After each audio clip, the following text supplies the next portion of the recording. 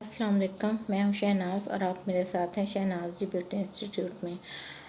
आज मैं आपके लिए जो टॉपिक लेके आई हूं वो ये है कि हेयर स्टाइलिंग के दौरान कम बालों में वॉल्यूम किस तरह से क्रिएट किया जाए ताकि कोई अच्छा सा हेयर स्टाइल बन सके। उम्मीद है आपको मेरी ये छोटी सी कोशिश पसंद आएगी। चलते हैं वीडियो की तरफ। बालों में फ्रंट से या साइड से हाइट देने के लिए या साइड पफ बनाने के लिए या फ्रंट पफ बनाने के लिए हम जो अक्सर औकात जो तरीक़ाकार यूज़ करते हैं वो हेयर पैड का इस्तेमाल होता है। यानी कुछ फोमिंग पैड्स भी होते हैं, ये डिफरेंट टाइप्स के आपको मेरी टेबल पे नज़र आ रहे होंगे। जो आम हालात में, नॉर्मल हालात में हम जो टेल कॉम यूज़ करते हैं, यानी सिंपल में बैक कॉम्बिंग और उसके साथ हेयर स्प्रेस का यूज़ करते हैं। फिर हम फोमिंग पैड्स यूज़ करते हैं, ये भी डिफरेंट साइज़ में आते हैं, स्मॉल, मीडियम और लार्ज। कुछ जो हेयर पैड्स होते हैं वो हमें बने बनाए मार्केट से मिल जाते हैं और कुछ जो हैं वो हम खुद घर में नेट और फालतू बचे हुए बालों की मदद से बना सकते हैं और इनको भी हम हेयर स्टाइलिंग में यूज़ कर सकते हैं क्योंकि ये भी बालों में हाइट देने के काम आते हैं।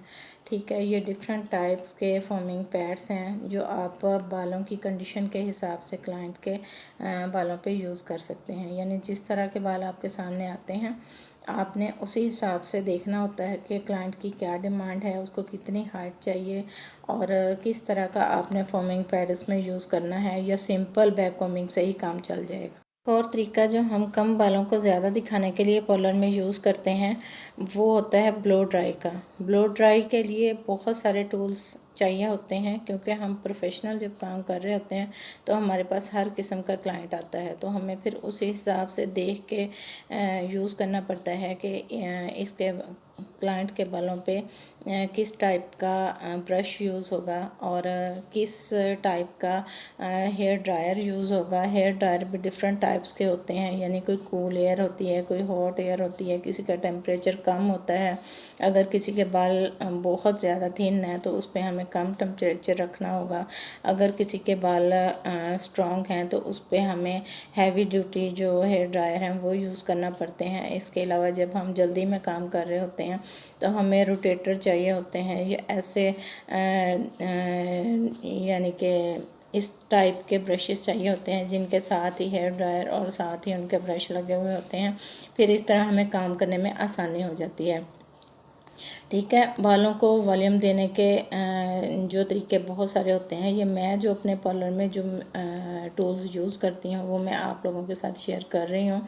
ये देखें, ये कुछ जो हेयर ड्रायर हैं इनके साइज़ डिफरेंट है मेरे पास, यानी कि हमें कम वॉल्यूम देना है, मीडियम वॉल्यूम देना है, ज़्यादा वॉल्यूम देना है, तो उस साइज़ का ब्रश इनके साथ लगा हुआ होता है।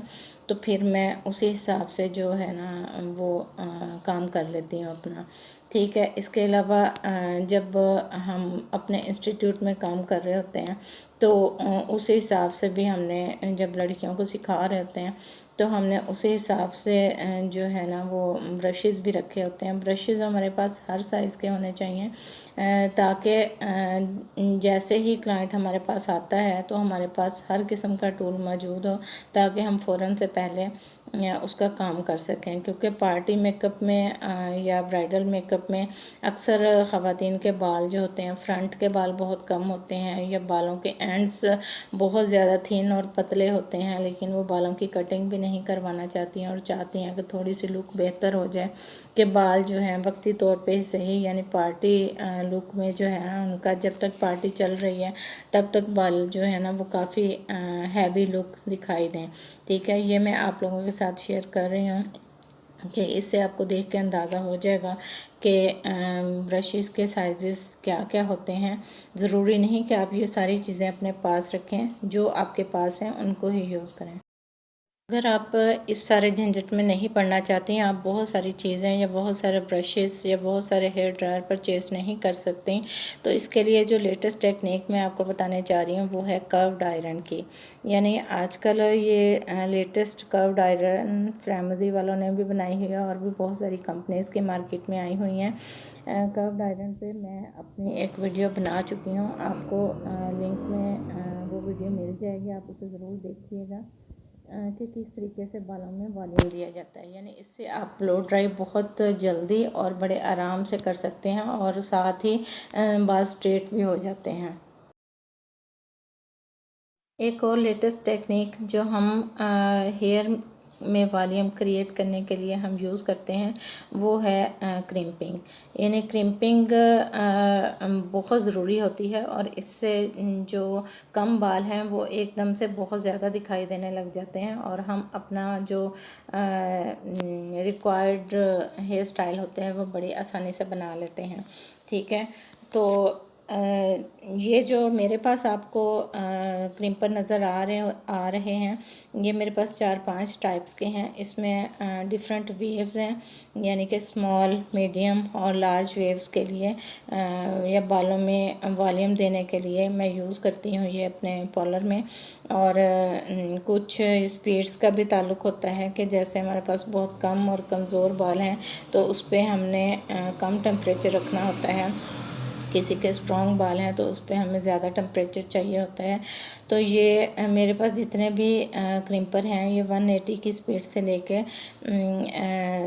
320, 480, 450 और 750 की स्पीड तक के क्रिम्पर मेरे पास हैं। और ये जो आपको नज़र आ रहा है ये बिग वॉल्यूम देने के लिए मैं अपने क्लाइंट्स के लिए ये यूज़ करती हूँ। कुछ लोग जो होते हैं वो बड़ी वेव्स पसंद करती हैं अपने स्टाइलिंग में, जिनके लंबे बाल होते हैं और वो जल्दी से कोई हेयर स्टाइल बनवाना चाहती हैं, तो उस मकसद के लिए भी ये यूज़ होता है। और इसको ऐसे ही हम स्प्रे करके छोड़ दें तो भी ये स्टाइल बहुत अच्छा लगता है। एक और बहुत जो इम्पोर्टेंट चीज़ हेयर वॉल्यूम क्रिएट करने के लिए यूज़ की जाती है वो है बॉम पाउडर।